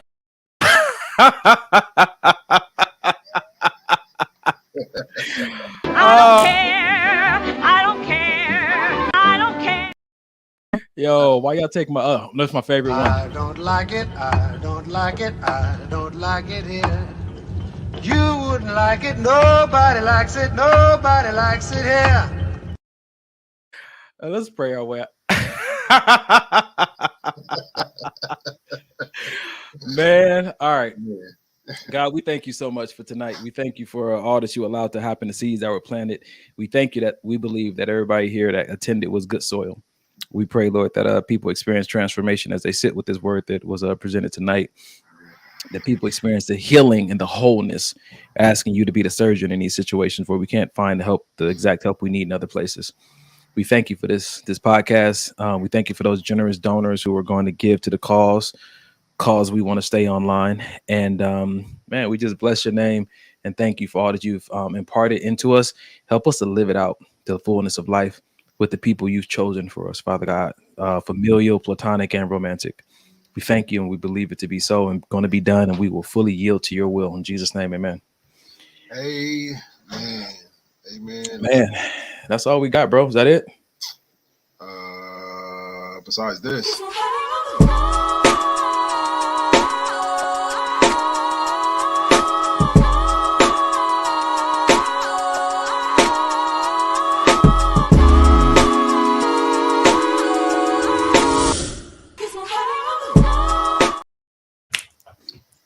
Don't ever expose me like that. Don't ever. Let's get out of here immediately. We love y'all. 2 Chainz.